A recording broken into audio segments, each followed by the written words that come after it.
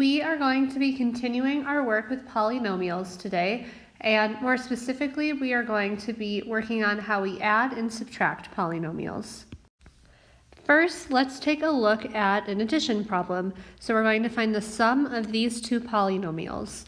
So the main thing to note here is that this addition, we're going to be adding everything inside the parentheses.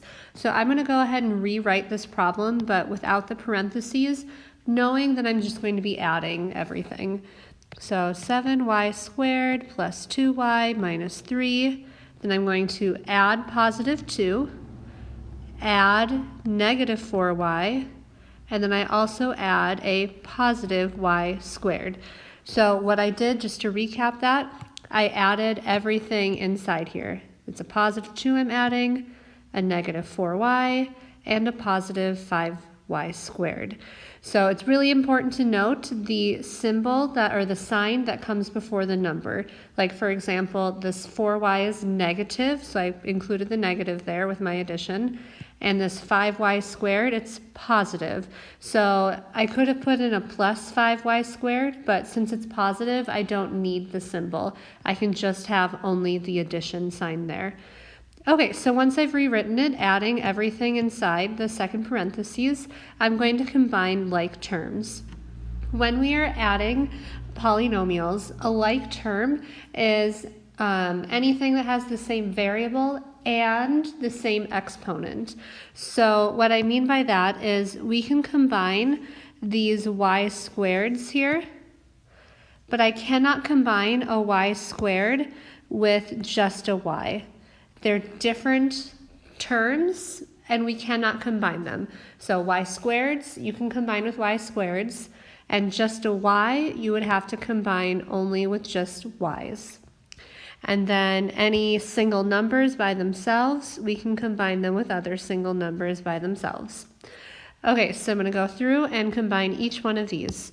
So I have a positive 7y squared and a positive 5y squared for a total of 12 y squareds. For just my y's, we have a positive 2y and a negative 4y. So in total, positive 2, negative 4.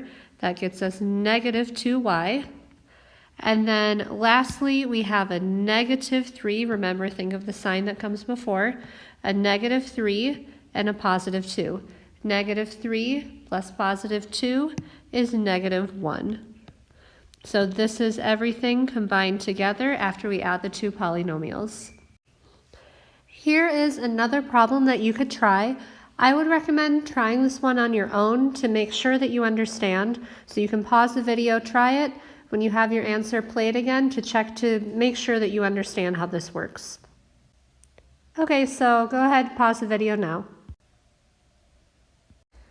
Here is the final simplified version of this expression that you should have after adding the two polynomials together. I just want to quick highlight one more thing on the addition before moving on to subtraction. So for addition, again, I just want to reiterate that they have to have the same exponent.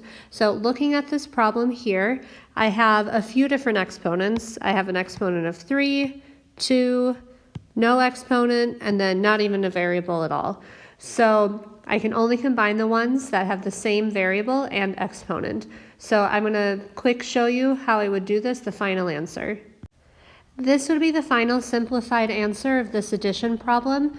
So just notice how I combined, the only thing I could combine here was these two terms that have an x to the power of 3. Everything else was the only variable or number that had that variable and exponent, so nothing else combines. Lastly, let's go over subtracting polynomials.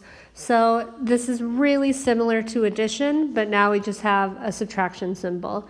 So now instead of adding everything in the parentheses, we're going to be subtracting each one of these terms inside the second parentheses. So I'm going to rewrite this.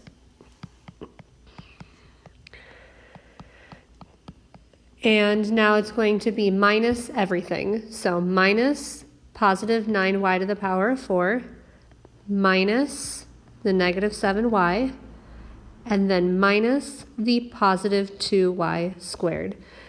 So again, I didn't put this positive symbol in there with the 2 because with positive numbers, you don't need the symbol. It can just be kind of invisibly there. Okay, so now that I've rewritten it, got rid of the parentheses, I put everything as subtracting in the second parentheses.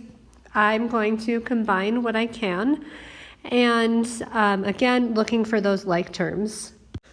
So we have a y squared, and we have another y squared here. We have a y to the power of 4 and another one here. And then we have just a y and another just a y. So these are the ones that we will be combining. So first, let's look at the y squareds. We have positive 6y squared and negative 2y squared. So combined, that makes 4y squared. Then the y to the power of 4, positive 8 times y to the power of 4, and minus 9 times y to the power of 4. So that would get us minus 1 y to the power of 4. Positive 8 minus 9 is negative 1. And then lastly, the y's on their own. We have a minus 5y and a minus 7y. Well, this minus here, I'm going to make this a little easier on myself. I know that minus and negative is the same as adding a positive. So I'm just going to change this to addition here instead of minus. So now we have minus 5y plus 7y to get us positive 2y. And there's the simplified answer. Okay, here's one more problem that you could try on your own just to make sure you understand this. So in a second, pause the video, and then when you have an answer, play it again to check your work. Okay, so this is the final answer you should have gotten.